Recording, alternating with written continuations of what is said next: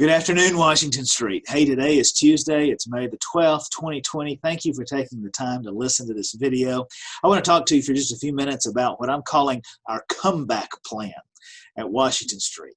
I know that there's been a great eagerness for us to get back together to worship as quickly as possible, and I want to assure you that all of us want to see that happen as quickly as possible as well. We're committed to doing just that, but doing it as safely and as responsibly as possible. Over the last many weeks, we have been listening to government's recommendation. We've been listening to the advice of healthcare community. And in doing so, there has been one principle which has been really guiding our discussion and these decisions all along. And that has been Jesus's admonition to love your neighbor. And it may seem counterintuitive at first to love our neighbors by keeping our distance. I get that. But that's exactly what we have been learning to do. To love our neighbor, we want to do everything we can to protect our neighbor. And even if that means sacrificing some certain personal desires to be together. And that's what we've been doing for the last several weeks. But our elders and deacons and myself met last night, Monday night, for a couple of hours to discuss a plan to come back together. And it's a plan that the elders have actually been working on for some time. Well, I can assure you, we all agree that we want to return to worship. We want to get back to worship, but we want to do so as safely and as responsibly as possible. And we know there's no way to eliminate every risk, but we want to do everything we can to minimize the risk so that we'll be able to enjoy coming back together and worshiping as we should. Now, that being said, we believe a phased-in approach will best serve us at this time. So here's the plan. First, phase one, we're going to encourage our service groups to begin meeting for the next 2 weeks, starting Sunday, May the 17th, and again on the 24th, if your folks are comfortable getting together. You may do this however you wish, in somebody's home, outside on the patio. You can meet as you normally would in your small groups, partake of the Lord's Supper together. You may choose to watch a video, the video that we're providing online, and discuss the provided study guide, or you may decide to do your own study, and that's fine. Whatever you guys decide works best for your group at this time, we want to encourage. And of course, partake of the communion together. If you want communion supplies, you can come by and pick some up for your family, for your small group. We're here in the office Tuesdays through Fridays right now, 8 to 1. And on Sunday mornings, our elders are available from 9 to 10 under the patio or carport outside of the parking lot. We'll be glad to connect you up with communion supplies. Then, it is our intention at this point to begin in-person worship assembly back here at the building on May the 31st, Sunday, May the 31st. Now, we want to do this as safely and as responsibly as we know how, so we're going to be making some adjustments, and we're going to be asking for everybody's patience and to bear with us as we do so. We want to encourage, as we get back together, we want to encourage as much social distancing as possible. So right now we are talking about doing 2 morning services so families can kind of spread out a little bit. The times are still to be determined. We're thinking around 8 and maybe at 10 o'clock, something like that, with some time in between to clean, to give the building a quick clean. And several of our deacons have volunteered to help with that cleaning process before, after, and in between those 2 services.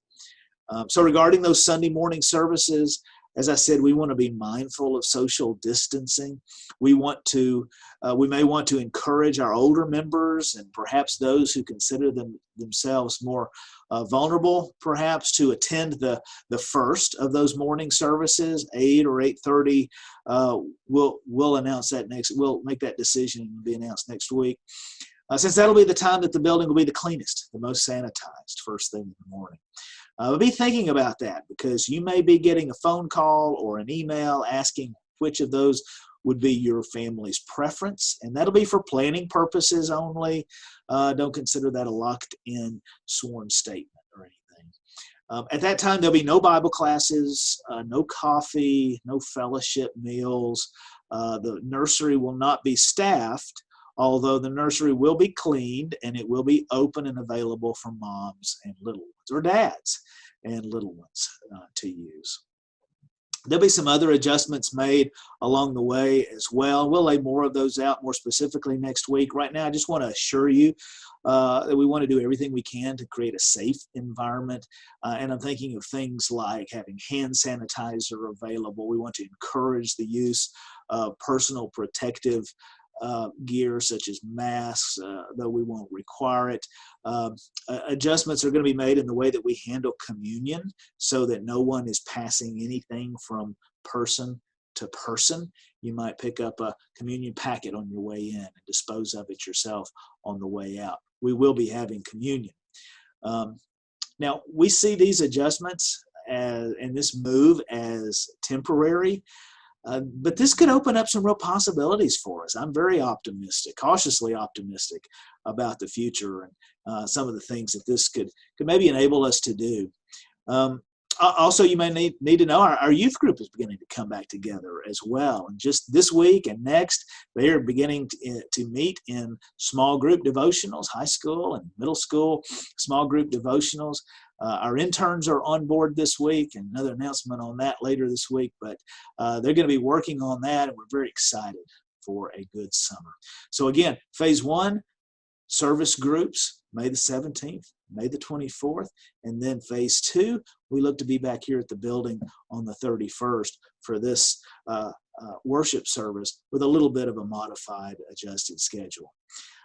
Through these phases, we plan to continue our online offerings, and we want everybody to know that the services will be live streamed on Facebook and will be available there and on our website afterwards for viewing later.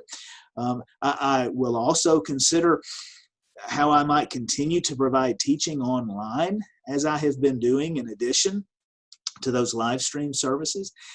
And I know that some of our Bible classes will continue to offer online offerings as well. For example, I know that Andy Lyons' Sunday morning class, David Mills' Wednesday night, and the ladies' Wednesday night class have all been having online weekly Zoom meetings. And I'd encourage all of our groups, more of our Bible classes, to look into that as well and find ways to get together.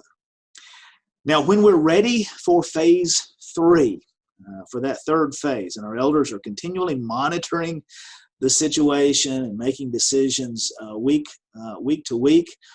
When we are ready for that third phase, we will look to return to our Bible classes and all the other events that we want to participate in as a church family. And I'm thinking especially of honoring our graduating seniors. Senior night is always such a special highlight of a night for them and for this church family. And so we want to do that as soon as possible. Hopefully by mid-June, we can do that. Now, please hear this. We want to emphasize this as well. If you do not feel that you are ready to return to worship, to the worship assembly, because of these concerns you might have, we understand that. And we are not encouraging you to do something that goes against your judgment. This will be a judgment-free zone as far as we're concerned. The elders want you to know that they do not consider the decision that you may have reached to not be in the assembly in the next few weeks as forsaking the assembly. They just don't. Rather, we regard it as what it is. It's a personal decision that you are making for the safety of you and your family and for others. We understand that. Please hear that. Do not feel that pressure. And finally, and this needs to be said as well, please don't be offended if you see signage here at the building or hear us say this from time to time. Please don't be offended. But if you or anyone in your family is sick or has been sick or have knowingly been exposed to the coronavirus, please, we're asking you, don't put others at risk by trying to be a church. We understand. Us returning to the assembly for worship is really an expression of trust that we have in one another, that we all consider others before ourselves, and we want to do the right thing. when it comes to the possibility of spreading this virus. Nobody wants to see anybody get sick. And so we want to do this as responsibly and as safely as we possibly can. Thank you for taking the time to listen. I hope that this gives you some understanding of what our plans are as they continue to evolve, and some level of assurance that, yes, we will be back, and we will be back very soon all together.